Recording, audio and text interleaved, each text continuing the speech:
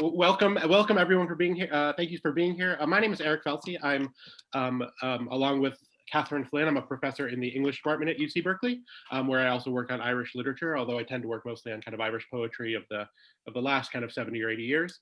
I'm really excited to be the kind of a host and today of the launch of the Ulysses Centenary podcast with Catherine as the team leader. And so what we're going to do today is kind of have a kind of series of interviews where we're going to talk to both Catherine and members of the team for the podcast, and we're going to talk to several contributors to the big and important and really exciting project that Catherine is editing, which is a new centenary edition of Ulysses, which is coming out next year, obviously in 2022, and then we'll also be talking to the ambassador to the United States, Daniel Mulhall. We're very honored and excited to have him here today, and he'll be talking about his experience as a Joycean throughout his life, and what Joyce and the book has meant to him. So we'll just kind of try to keep it pretty, kind of conversational and flowing as we go. Catherine will share a clip or two from the podcast, which we're launching today, and also some information about the book and future events. And I should say finally, before we start, happy Bloomsday to all. So first, I'll introduce folks as we go, just so I don't kind of talk a lot here at the beginning. But the first person that I want to kind of bring on the Zoom stage is Catherine Flynn, who is a associate professor in the English department at Berkeley and the director of the Irish Studies program, and the kind of the mastermind behind all of this. And so, Catherine, it's great to have you here. Could you maybe just as a way to start, could you just say, how did the idea of the podcast come about? I mean, how'd this happen? Yeah. Thanks so much, Eric, for hosting this event. Eric's going to be the next chair of the English department, and his books are great, by the way. So this podcast came about because of, it was part of this sort of preparation for the 100-year anniversary of Ulysses. And so, as you probably know already, people are getting very busy and to celebrate the 100-year anniversary. And so I'm bringing out a couple of books with Cambridge. One is a collection of essays by Joyceans called New Joyce Studies that kind of shows the cutting edge of work on Joyce. But another book is a reader-friendly edition of Ulysses that has essays by Joyceans on each of the episodes. And I'm delighted to see a couple of our other contributors are in the audience. So we have two contributors who are on the panel today, Catherine and Bob, but also I see Vicky Mahaffey in the audience. Hello, Vicky. And Barry Devine, hi, great to see you too. So this volume is intended to help the reader, whether it's a newcomer or someone who's very interested in Joyce already, get further into Ulysses. So there are maps, there are annotations at the bottom of every page. There are these essays on each episode of the book by Joyceans. There's a list of recurring characters. There's a general introduction that situates Ulysses in its historical moment and its literary moment. And there are photographs from the time. And so it occurred to me that in this kind of welcoming, inclusive spirit, it would be a really good thing to actually have conversations with people, and a range of people. So both the contributors to the volume, who are all people who have worked on Joyce for a long time, like who really, really know Joyce very well, but also newcomers, people who have just discovered Ulysses and who are finding their own way through it as amateur readers. And Joyce Studies is unique, I think, in that amateur non-academic readers have made a massive contribution to the field. And so it's in that spirit of kind of inclusivity, celebration, and just interest, shared interest, that this podcast was, conceived. And Ulysses becomes then a place where we can all meet together and all over the world. So, the pandemic, I think it's occurred to us all that the pandemic was horrible, but it also had these strange, unexpected advantages and affordances. And one of them is getting very comfortable on Zoom. And so that made it possible for us to speak with all of the people we wanted to speak with around the world. and to record those conversations and then edit them together. So my team, the people I've worked with on this podcast, 2 of them are here today, 2 key members of the team, but all 4 are really key, are Emily Moell and Rafael Aguilar. So we're going to be talking with them in a minute. And all 4 members of the team were students in my Ulysses seminar last spring. So just as the pandemic started, we had to, we were reading Ulysses together, and then we had to do it online. We had to shift online. And we had this great last class that we just remember so fondly, where we were sitting outside on Berkeley campus, and it was really great. But, and so everything evolved in conversation with them. What kind of a podcast it would be, how it would sound, what the website would look like. It was really a learning process for all of us. So we explored this possibility together as we explored these conversations with all of these guests together. Thank you. That's really wonderful, and I think you're going to show a quick clip from the beginning. But before we do that, maybe just something that I want to make sure to do a few times over the course of the hour. Can you just say, maybe either drop in the chat or just speak, or I can drop in the chat, how people can subscribe to the podcast and where they can go to get it? Absolutely. So let me put the link in the chat, okay? And then I can show you, let me show you where that link takes you. And it's to this website here, U22, the Centenary Ulysses podcast. And so if you, like right here, you might recognize this, Stately Plump Buck Mulligan. And so it's available on Spotify and on Apple Podcasts. And right on the website here, you can connect to Spotify. So you can just click, and we're going to bank the episodes here. We're working on episode 2. So we've recorded a lot of the conversations, and we're editing them together now. You can sign up here for news about the podcast and about the edition. And so there's a lot on this website. So in the second page, you can find out about this edition that's forthcoming with Cambridge.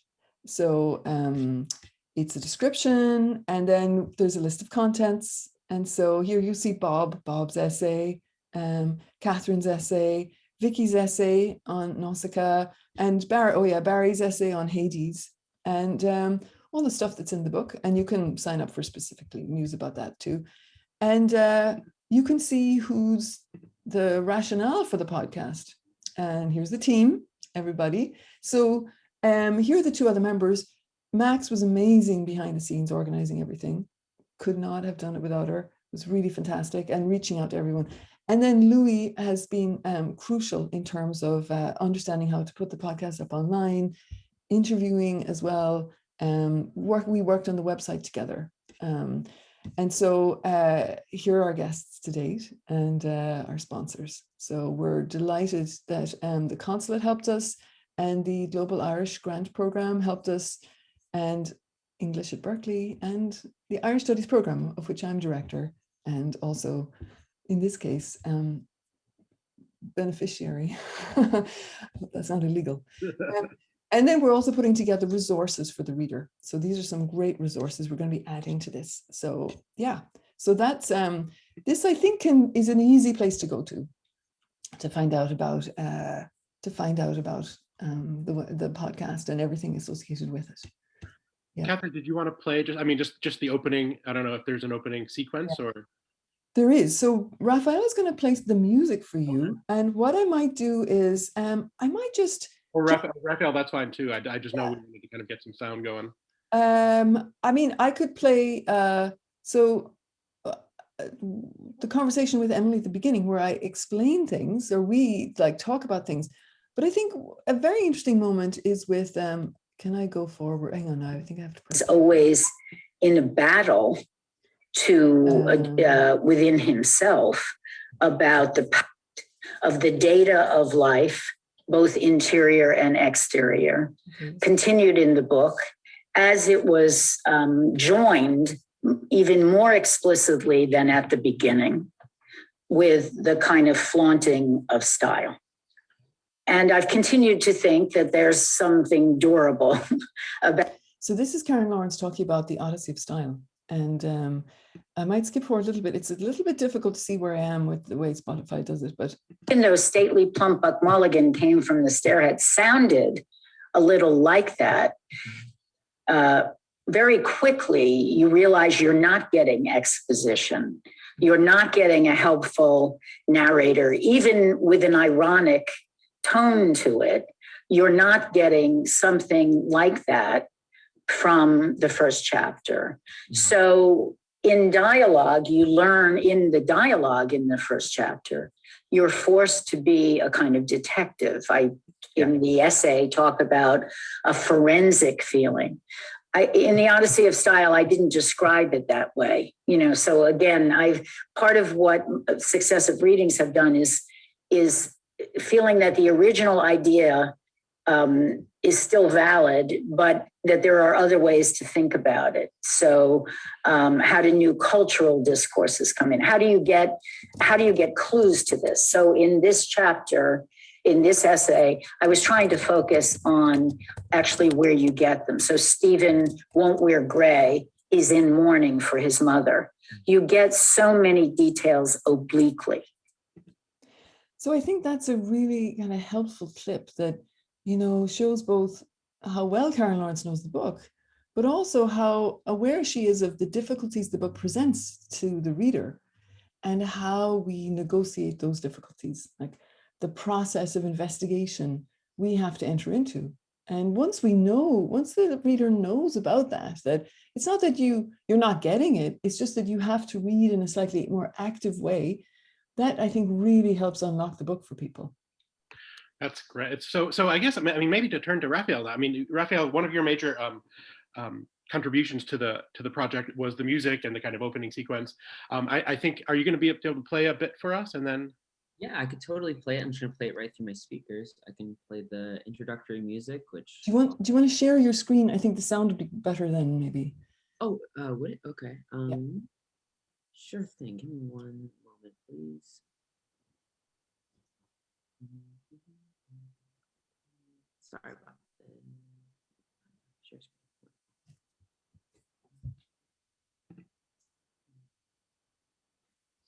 I didn't have a page opened up. I guess I could just whiteboard. That maybe might not look super attractive, but Yeah, we see the whiteboard. okay. Well, I'll just play the audio now. Okay.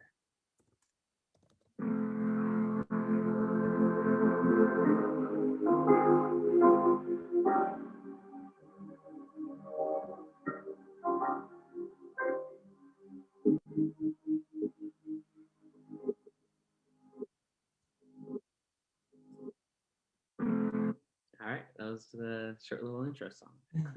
Great. So maybe if you can stop sharing your screen, and then I'd love to. Just pardon me.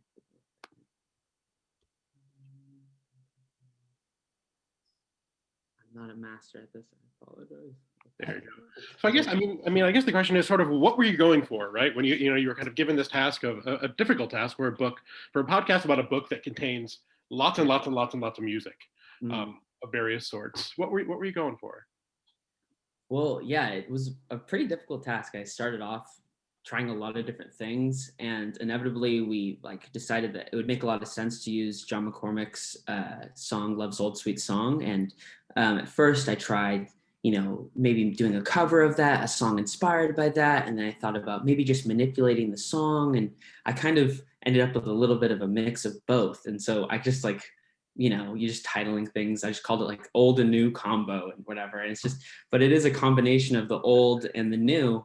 And I don't know, coming up with it, I just thought to myself about kind of the endurance of this book, and how it just perseveres and it lives in people's lives. It's been 100 years, and just thinking about how it just continues to, take on a different aspect throughout the years. And I just thought about kind of that kind of clunkiness and also the struggle of that. And so we ended up with this kind of strange sounding thing with some reverse notes and such. And yeah, that's what I was going for.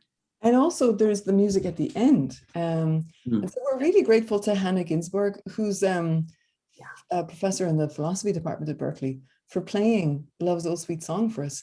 And that's our outro. And Rafael did a different outro. Would you play that? I mean, maybe you need to share your screen. Maybe it's No need. Yeah, let's just, I'll play that. I'd love to.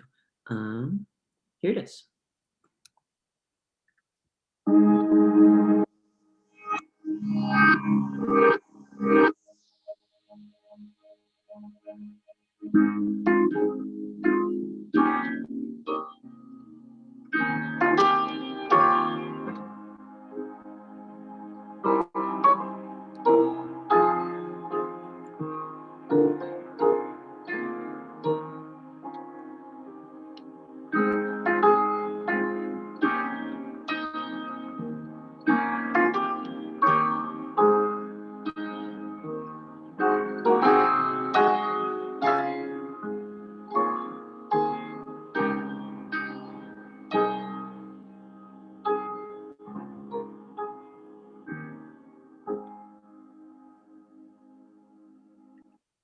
All right. So for that one, a lot more simple. I just put, I started off with a few like reverse notes in the beginning, kind of following the same theme of the, was that a bit distorted? It's fine. No, yeah. It's fine. Okay. Sorry about that. If that might have not sounded so great, you can hear it on the podcast if you listen to the whole thing. Yeah. But yeah, that was fun, and it was like I just really liked Hannah's performance, and yeah, it was fun to work with. It's funny. I don't know if the Joyceans like here feel this way, and I just realized that Margot Norris is here too. Margot, who wrote the essay on episode 4, Calypso. So hello, Margot. And I was a bit sick of Love's Old Sweet Song. Like, people sing it. It's a hard song to sing. It always sounds kind of maudlin and kind of screechy. And Hannah's playing just brought that song back to life for me, I have to say. It's just so charming. It's really beautiful. I agree. I listened to that song so many times, like over and over these last few months, and hearing her play it was just, and it's not perfect the way she plays it, but it's like perfectly imperfect, it's so sweet. I loved it. And yeah. Thank you. I mean, Rafael, that's great. And there's so much more to talk about, but I want to make sure we kind of talk to everybody. And so I guess, I mean, maybe moving on to Emily. So what's it like to be a podcast host? I mean, what's it like going from kind of being a reader of Ulysses to kind of a podcast host of a Ulysses podcast? How'd you approach that? I suppose it'd be honest if I said it was a bit terrifying. And I think Catherine and Rafael can attest to that, how scary it can be to grasp authority behind a microphone if you're not used to it. But that being said, I will have to say that being in Catherine's research seminar did prepare me in many unexpected ways to take on that role, because during our research seminar, we had a very small class, and we were gently forced to create these conversations with each other and record them and submit them prior to meeting in class. And having that experience definitely helped me take on that authority. That it's still, I mean, it can be a little bit nerve-wracking, especially when you're dealing with a text like Ulysses. But it's exciting. What's been the most, I mean, what has surprised you, I guess? What has been surprising about the podcast, about doing the interviews on the podcast? Has it been fun in ways that you haven't expected, or kind of exciting, or? It's definitely been fun. It's very exciting to meet people that where you've read their work. So for example, when I was writing my research paper in the seminar, I read an essay by Karen Lawrence, and then a few weeks ago, I got to interview her. And that was really, really exciting to kind of bridge the world between what goes on in the classroom and then what goes on in, I guess we can just call it the real world. That's great, and you transition, and you can. That's a kind of perfect transition to maybe start to turn to some of the scholars who have contributed to Catherine's Centenary edition. And so first, we're going to turn to Dr. Catherine O'Callaghan, who's a lecturer at UMass Amherst, and who writes very widely about modernist literature, modernist music. She was one of the co-editors of the very influential series of volumes, Memory Ireland. I think it was volume 4. that Catherine edited along with Una Frawley. And so, I won't do extended introductions or anything, but maybe, I guess, Catherine, Sirens is such a crucial episode, right? So much happens in Sirens, even if it doesn't happen in so much happens that doesn't actually happen and that isn't narrated. The music, it's such a crucial episode in so many ways. People have thought about it in so many ways, lured by Joyce's notion of the kind of the strict fugue that it abides by. What was it important for you to kind of bring to readers when you wrote about Sirens for this Centenary volume? Thanks so much, Eric, for the question. It's great to be here.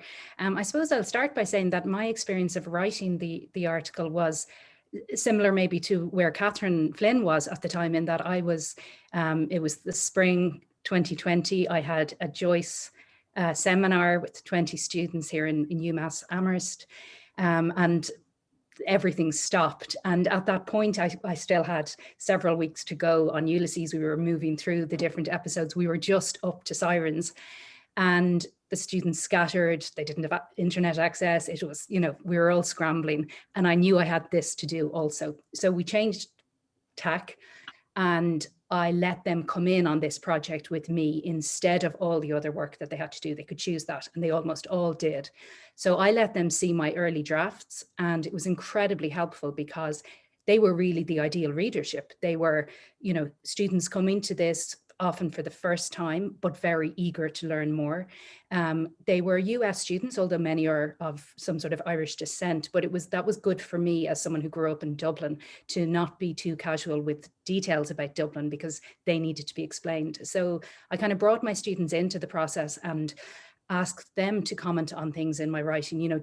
Was that clear to them? If I refer to a Homeric reference or a street in Dublin or one of the musical allusions that they wouldn't perhaps have ever heard of. So that was a really interesting process. So a little bit like what Emily was saying there, my students also got to bridge the gap a little bit, because they got to, many of them commented, I never realized that you'd be given instructions, so I was showing them some of Catherine's instructions, place the episode in the context of the whole book.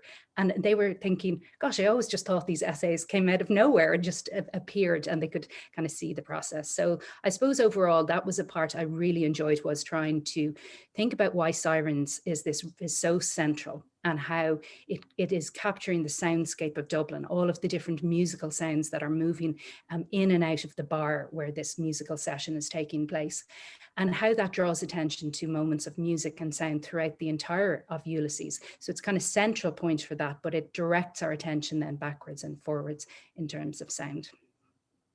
That's wonderful. I think there's a theme of teaching Ulysses during the pandemic. I was also teaching a different class from Catherine's, but I was also teaching a modern British and Irish literature class.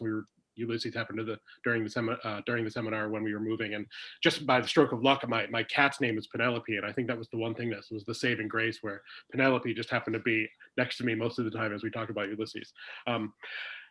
Thank you so much, Catherine. That's Sirens is just such a wonderful episode, and it's really exciting to get to write about it. To get to write about it, and maybe I'll turn now to Professor Robert Spoo, who is the Chapman Distinguished Professor of Law at the University of Tulsa. Professor Spoo, as someone who's written about Joyce, who's been reading Joyce for so long, your assignment was kind of a tricky one. Nestor is, I really like the Nestor episode, but it's, if I'm guessing, and maybe, there's, nearly everyone on this Zoom call is a better Joycean than I am, but Nestor's not one of the ones, like when we say, what's my favorite Ulysses episode? Nestor isn't the one. It kind of, even within the first, the Telemachia in the beginning, it kind of gets lost between, the great opusing episode, and Proteus. How did you, how did you approach that writing about Nestor? What did you want to kind of highlight or emphasize about how that episode works within the whole? Well, when I was first offered the assignment by Catherine, I thought, well, I'm catching a great break here, because, Nestor is the shortest episode of Ulysses in terms of, sheer word count. And I thought, gee, we're all confined, I think, to a certain number of words for these essays. And I pitied the author of Circe or something like this, who tried to jam 150 pages into this space. And then I thought, well, maybe it wasn't such a break after all, because, you know, the implication was that it's so short, I could provide real coverage of the episode. But I've always loved this episode. It's one that I've lived with all of my academic career, because I started out with my graduate work, working with the idea of history and Joyce, particularly ideas of history that Joyce was very, very interested in, very obsessed with, really. And so is Stephen. And that episode jumped out as the one that you had to think about deeply if you were doing that subject. And then it drifted into other themes. It's very much, I think, an episode about World War I. I've written about that. That had been glanced at in the criticism before that time, but I drilled down and realized that here Joyce, finishing the episode in Switzerland, neutral Switzerland in 1917 or so, sending it off to his typist, was really deeply, deeply thoughtful about the war going on around him in Europe, and built it into the episode in very strange ways. There are sudden leaps from, say, the students go out there, they're excused to go to play their hockey game in the field outside. And Stephen, as he hears the noise of the hockey game going on, he's thinking of very violent battle images, bloody images and things. Of course, Joyce always thought of sports as a kind of mimic warfare, but it takes on, I think, a resonance from the war. This is a way that 1914 is getting into 1904 in strange, uncanny ways. And after all, these boys, most of them probably from middle class, upper middle class Protestant families, will likely, or many of them will likely be possibly officers in that war that is coming in 10 years.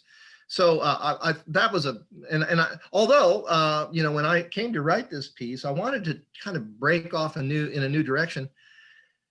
And so I thought about its structure. What it always fascinated me was Ezra Pound's remark about Telemachus, which has never been explored in the criticism and really should be. You know, Pound was probably the first real reader of Nestor. I mean, maybe Claude Sykes, who typed it, and Joyce, of course, who wrote it, but you know, he's the first reader. And his remark to Joyce within just probably hours of reading Telemachus was, "I think it is the only youth that has ever been written down." It's a lovely phrase, and I've always been absolutely fascinated by it, that he saw it as an episode about youth. This interplay among three young men.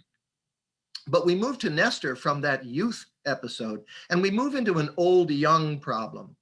That is to say, we have the old man Deasy, the headmaster of the school, but we also have Stephen. We have three age groups. We have young students, we have Stephen, we have Deasy.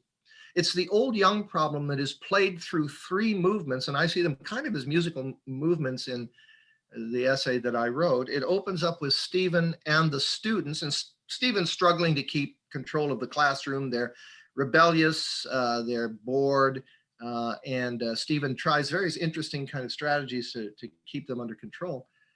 And there, you know, the Nestor, of course, is the old warrior in the Odyssey, to whom Telemachus goes to try to find information about how he can find his father Odysseus. And the oldness of Nestor is played up in the Odyssey. Well, Stephen actually is the Nestor figure in that opening movement, because he's the old man for these young kids who are bored with him. They think the assignments are silly and the readings are foolish. And then there's this wonderful moment where the boys depart for the hockey field, and Stephen stays with an uncertain, shy, and very you sense a very weak young boy who's not getting his algebra. He's been held back to work with Stephen, and all of a sudden that age difference disappears. Stephen thinks, my youth sits beside me. He pities this young, vulnerable boy. And all of a sudden, the old young problem disappears, only to be reasserted when Stephen then walks into Deasy's study to be paid his wages and to listen to Deasy bore him with his sort of pompous monarchist, his Ulster Tory kind of philosophies. And so I took it from that perspective, this kind of old young problem that is rotated through, I think, 3 movements. And that's what I tried to do. In fact, I assigned initially to, musical, Italian musical phrases to each of the subsections. And Catherine, I think, wisely told me to get rid of those. I mean, it's a fantastic essay. It really is. And but anyway, thank you. But it was fun to write. Yeah. Well, I mean, we didn't plan it this way, but we're kind of moving through the episodes, because the next person we're going to speak to is Ilaria Susmail, who's joining us from Venice today, who is an actor and a longtime reader and lover of Joyce. And if I'm understanding it correctly, your visit to the podcast, or your appearance on the podcast, has to do with Proteus, which is obviously, the next episode after Nestor. Can you talk? I mean, Ilaria, could you talk a little bit about sort of just what, within your own kind of experience and your own kind of profession, maybe what Joyce has meant to you, and maybe even more, maybe specifically, why Proteus? Like, why is that the episode that you really found that you wanted to talk about in the podcast? Yeah, talking about inclusion and building bridges and rebuilding bridges, I actually came to read Ulysses as a girl before starting university, as it was given to me by my mother from Trieste, who actually gave it to me instead of a guidebook, because I had to go to Dublin to study English. So basically, that was the beginning of it all. Then I went on to study English literature, and I specialized in Irish studies. But then I didn't go along the academic path at all. I've always worked in companies, but that was the love of my life. Joyce and Ireland through Joyce, because that was my first step towards Ireland. And basically, Proteus was the beginning of an explosion. It really exploded in my head. Just the stream of consciousness and the lack of logical connections in the way the thought is processed. That resonated with me, and being a bookish young girl, I could relate to this genius, which I was not. But it was also a multilingual experience, and it is still a multilingual experience to me. Unlike you native readers, I came to Ulysses through the first Italian translation. Then I'm currently reading it in 3 different languages with Sweeney's, which is actually a physical place in Dublin. It's a museum center that went online during the pandemics. And my passion came back with a vengeance. So it was building bridges with my academic past and with my old passion. And I started studying again, and I started to read aloud. And me being so shy, I just joined these groups, and I'm currently reading Ulysses in Italian in a different translation, and I'm reading it in English and in Portuguese. I hadn't spoken Portuguese for 29 years. So basically, that's how liberating Ulysses is, because you are not going to get it completely. You are not to get it right completely. There's different ways of getting it, and that is why it is so democratic after all. And that's why there are wonderful interchanges between readers, humble readers like me, and Joycean scholars, and it's just great. And you just wonder, is it only Joyce? Yeah. it's probably only him. And I think it was one of the aims of his work. It wasn't meant for academics only. He gave it to waiters in Paris. He just gave it as a present. He was trying to make it a book for everybody. And what we need to do is probably to embrace its complexity and enjoy it.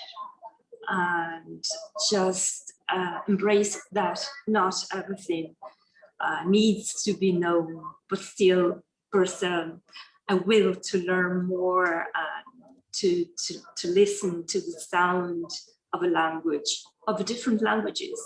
And like I was telling Catherine how good it sounds in Italian too. Thank you. That's wonderful. And maybe that's an opportunity. Unless Catherine, sorry, I don't want to. Did you? Oh, I just want to say that it was such a pleasure to talk with Ilaria. I mean, she's such a wonderful reader. There's so much intellectual energy and joy. It's really rare to see that in someone. So I think you'll really love that, because Proteus is, one of the most off-putting essays or episodes in the book, and the joy that she brings to it is amazing. And I think, it's a great way to turn to Ambassador Mulhall, who's written a book on Ulysses, and I know he added the information to the chat. Maybe this is maybe a cheeky question, but kind of following from Ilaria's comments about Joyce, about the kind of capaciousness of the book, the kind of internationalism of the book. Have you found Ulysses to be useful diplomatically, or in your work around as a diplomat? How has Ulysses mattered to you in your profession? And thank you again for being here. I think you're just have to unmute yourself. I mean, not just Ulysses and not just Joyce, but Irish literature generally has a following around the world. I mean, for example, I remember once when I was ambassador in Kuala Lumpur and was accredited to Vietnam, I went to the National Library of Vietnam in Hanoi one evening for the launch of a Vietnamese translation of a portrait of the artist as a young man. And that to me was a kind of an illustration of the door opening potential of literature for Ireland. To give you another example, I started my career, I had my BA in literature and history from UCC, studied Joyce, but not Ulysses, a portrait and Dubliners. And then I actually bought Ulysses for the first time in Kansas City in 1974 when I was a student there, spending the summer just working. And then I bought this book. I found it in the University of Missouri, Kansas City bookshop and bought it. And I only got as far as the Proteus episode when, like as Catherine says, it's not summer reading, right? That's what I discovered. And it's sort of my student summer reading of Ulysses came to a screeching halt when I reached Proteus and couldn't really find a way of getting beyond it. So it was a number of years before I went back to it. But I was in Delhi, my first posting, 1980, I met an Indian academic there, a man called Shaman Nahal, who was a very good novelist, wrote a very good novel called Azadi about the partition of India, an excellent novelist. And he was organizing in 1982 the All India English Teachers Conference.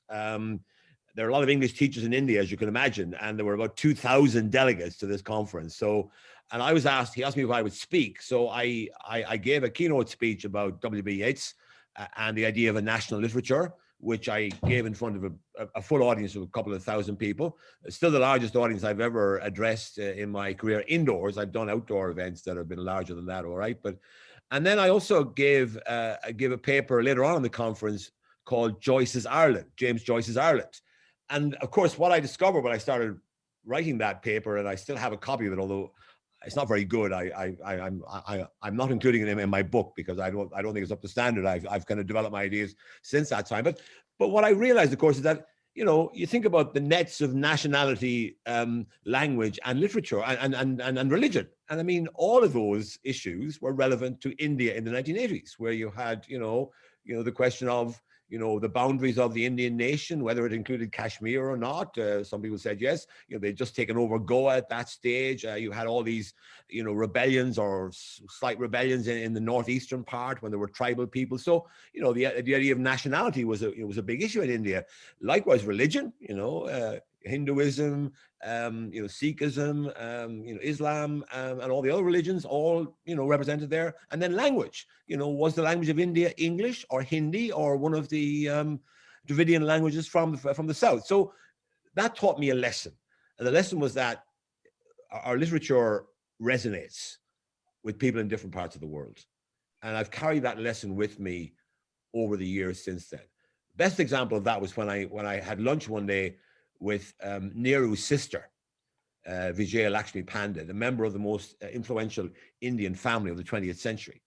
And when she met me, she said, "Oh, you're Irish." And I said, "Yes." And she said, "I will arise and go now and go to Innisfree in a small cabin built there." And she recited the entire poem and then went on to recite "When you're old and gray and full of sleep," and could have gone on, I'm convinced. So I asked her, "Where did you learn those poems, Mrs. Pandit?" That was her name. She said, "When I was interned by the British in the 1930s with my brother as part of our independence struggle," right? So that gave me a lesson. I was only 25 at the time. Gave me a lesson that our literature had a value beyond the inherent value of the literature as literature. It had a value in sort of branding Ireland. And I've taken that idea with me around the world ever since. And that's why I started a couple of years ago doing a blog on Ulysses, thinking I could use it to kind of generally, explain the novel to audiences that were not scholars. And then when the pandemic came, I had more time on my hands. My nocturnal activities were greatly curbed last year, and I sort of finished the the blog, and then I added some other chapters, and then I collected some of my old scribblings from from my time in Germany, where I wrote about Ulysses, my time in London, and my time here. I put them all together. So it's a kind of a compendium of my experience of promoting Ireland through literature and history over the last 40 years, a commentary on the 18 episodes, and then some material that I've written and produced over the years, and aimed at different audiences, really illustrating how I've used literature to promote Ireland around the world over the last 40 plus years. Thank you. So maybe, before we go to Q&A, I'll ask Catherine sort of, you along with Emily are the podcast co-host. What was it like? How did you approach it, interviewing Ambassador Mulhall for the podcast? What were you hoping for from the interview? What did you want to talk about? Yeah, I think Rafael was there too. So yeah. You guys might have things to say. I feel like, as you can tell, everybody, Ambassador Mulhall is a gifted speaker. You basically say, "Hello, would you like to talk to us about Ulysses?" And he has a mass of informed, insightful things to say.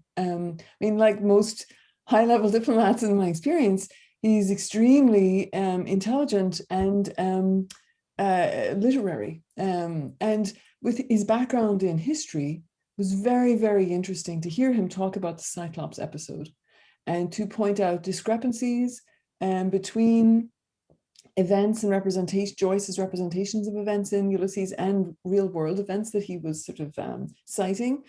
And also to talk about the really crucial historical figures, like the citizen who is based partially on the founder of the GAA, but also on D.P. Moran. And he talked in a very interesting way about the importance of that historical personage who was a vehement nationalist and who people don't talk about as much at all in connection with the citizen. And it makes perfect sense. So maybe at this point we have about 13 minutes left. Just open it up for questions. I'd also, I know since, as Catherine mentioned, there are several additional contributors here. Vicky Mahaffey, I see, and Barry Devine and Margot Norris, who's not in my screen but is here. Just to invite anyone else who wants to talk about the experience of writing for this volume, or any of the speakers that have spoken so far, if they want to add things or ask questions. If you want to kind of open it up here, and Catherine and I will kind of jointly play kind of traffic cop over the, just to kind of keep the conversations going. Any questions that folks want to ask? Or yeah. Hello to Vicky. While people are thinking, Vicky Mahaffey here wrote a smashing essay on Nausicaa. Lovely to see you. Oh, you're muted, Vicky. Can you hear me now? Yes, yes. Thank you. It was really interesting and remarkably difficult to write an introductory essay after not only knowing the episode for a long time, but I read all of the criticism that has been written since the last time I checked in. So it involved a lot of synthesis and a lot of thinking about the controversy that swirls around Nausicaa, because it was, of course, what got Ulysses banned. You know, so it's a contentious episode in interpretive terms. So because people tend to take sides. They tend to take Gertie's side or Bloom's side. And most of the time they take Gertie's side. So, and something bizarre has happened during the pandemic, which I can't explain. For the first time, my male students have taken against Bloom for public masturbation. And I've tried to say, how public is this? It's dark enough to see fireworks and his hand is in his pocket, you know, but that they really find this offensive. So anyway, it was interesting. Thanks again, Vicky. And Barry is here. Hello, Barry. Hello. Well, this has been so much fun. I didn't plan on talking. I just planned on listening. Now I'm very, very excited to read these other essays. But in my essay that I wrote for this volume, I think the nugget that I'd like to share is that I spent a lot of time working on Joyce's manuscripts and his letters. And it was in a letter in 1906 that he wrote to his brother. He said that he had an idea for a short story called Ulysses, about a Jewish cuckold in Dublin who attends the funeral and then has to defend his Irish citizenship in a pub afterwards. And so there we see kind of the conceptual seeds that eventually became the Hades and the Cyclops episodes. And that's the seed from which the novel grew. So that's kind of where I launched my essay and went off into other directions. But yeah, that's kind of the nugget that I'd like to share. Yeah, yeah. And so, I mean, I might, you know, we'd love to hear questions about anything to do with the podcast, the edition, Ulysses itself. And I saw there was a lovely question by Michael Cassidy there that Eric answered in the chat about Seamus Heaney's relation to Joyce. If I can interrupt, can we, a few people who came in late, can we just say just the name of the, yes. So we're celebrating, it's kind of a joint, it's kind of a launch with a knock-on launch ahead of it. We're launching the podcast, the Ulysses Centenary podcast that Catherine is the co-host of, along with Emily and Rafael and her team. And that podcast is itself connected to Catherine's forthcoming volume, the Centenary edition of Ulysses, which is coming out. Catherine, do you have a sense? I mean, I don't think it has a publication date, but yeah, but are you? No, we don't. It's it's a big job producing this volume because there's so many moving parts. So it'll be early 2022. And the ebook will be available earlier. But if you want to sign up, I'll send you notifications about it. Yeah, thanks, Julia, for posting. Yeah, thank you. The podcast again and the link to the website. And you said that 2 podcast episodes, or no, 1 is available now, and 1 is available now, and the next will be available at the end of the month. So we'll be releasing 18 episodes of the podcast over the next 6 months or so until the launch of the edition. So basically 2 a month. And so we've recorded a lot of the conversations. However, we're mixing them now. So you could still feature on the podcast if you want to submit a voice recording. You could read your favorite passage from Ulysses and talk about why you like it. And we might be able to fit you in. So, you know, with each episode, we're going to have a slightly different way of kind of bringing things together. So in the first episode, we talked about the relationship between the realist aspects of Telemachus and the other things that are going on in the book, the kind of stylistic, the modernist elements, the, you know, even postmodernist elements. And we talked about how much fun you can have just looking at the facts in a way. So, you know, we finished with Jamie Solomon, who's the leader of the Ulysses Reading Group for the Montreal Bloomsday Festival. And he just really goes to town on the actual, on the words on the page. It's amazing. He has so much fun with it. It's really great. I mean, all three are great. Yeah. I see that Earl Coteen has his hand up. Or Earl, do you have a question?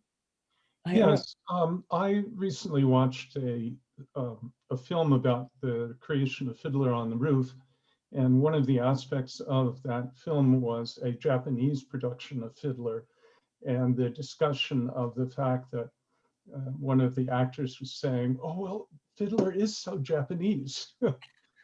And so I'm very interested in following up what the ambassador was saying about the universality of Irish literature, and you know, maybe other experiences about that, as literature is a way of finding common ground.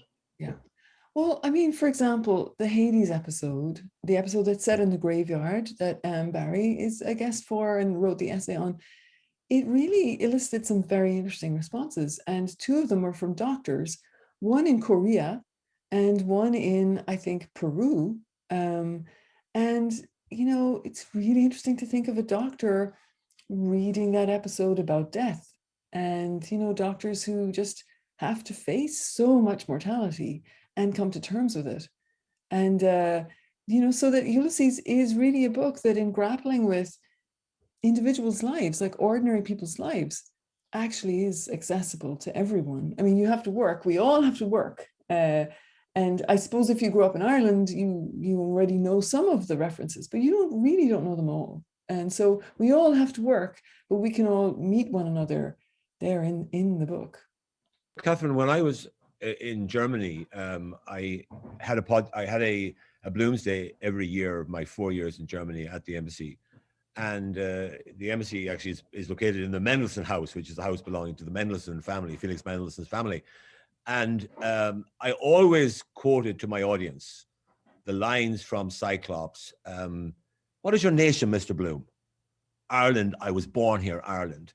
And I made the point to my German audiences every single year that had that notion of nationality been accepted in the Europe of the 20th century, the early 20th century, it would have saved a lot of pain and heartbreak. So there's an example of how a line from Ulysses can be presented. And I think most Germans that were there listening to me recognized, you know, the validity of what I was saying, that Joyce was actually appealing for a notion of nationality that was very different from what prevailed in the Europe of the 1920s and 30s, and that created such a lot of suffering and death and destruction for people all over Europe. Yeah, and it's meaningful for us even now. You know, it's still a burning question, and that Bloom has the answer to, I think. Yeah. So, I see. Yeah, Eric. Oh, I just see a question from Paul Nugent. It's one of the reasons that Ulysses was frowned on for so long, or so controversial for so long, was that one of the main characters, Leopold Bloom, obviously, was Jewish. You know, I think that's what's the, yeah, you know, when he goes into church and other things, like what, you know, how is that context important and complicated? Yeah, it's very complicated. I mean, it's because of, I mean, and maybe Terence would have something to say about this. I think Terence, who wrote on the Aeolus episode, on the newspaper episode. I mean, Joyce always wants us to think a little bit more. He'll never give us a straightforward version of Irishness, because there isn't one. It's all a process of relation and negotiation. Terence, would you like to chime in? I love your beautiful Doomsday outfit. That's Doomsday for you. This is Dublin after all. Have to do our bit for the cause, yes. Yeah, no, of course, Bloom obviously is at odds with his society to some extent. Bloom's racial origins are not those of the standard Irish person. So he is presented at an oblique angle to the world that he's immersed in. He's part of it, but at the same time, he's a little different as well. He lacks some of the more prominent Irish talents. He's not as verbose. He's not as linguistically inventive as many of his companions. That's shown in Hades, by the way, when he tried to tell the story of Reuben Dodd and Reuben Dodd's son and the rescue from the Liffey. And Bloom makes a mess of the story, in fact, can't tell it properly, whereas Martin Cunningham, also in the coach, tells it precisely with all the right words, chiseler and piking it down the keys. So Bloom is linguistically and in other respects too at a remove from his society. But that angle that he presents is fascinating for us who need an escape from the homogeneity of the Irish world, especially post-22 in some ways. It's a very homogeneous society.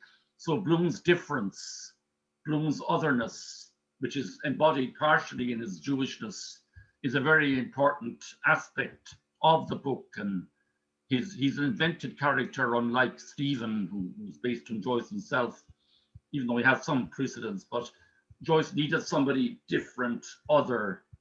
I won't want to say alien, which is possibly too strong, though he's seen as alien by some of them.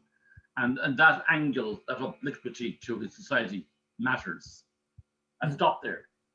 That was great, Terence. Yeah.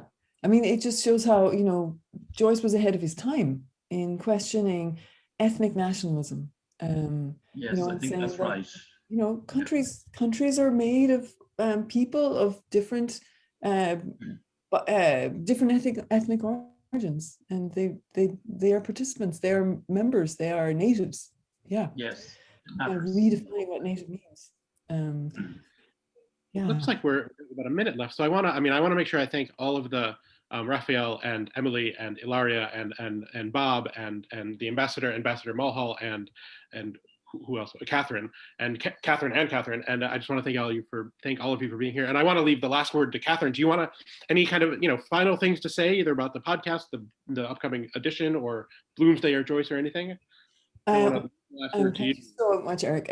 So thank you for joining us. Please check out the podcast. Please subscribe. The more subscribers we have, the more our podcast will kind of rise to the top of the kind of massive, ecosystem, the ocean of podcasts, and come to people's attention, because we want people to hear your voices.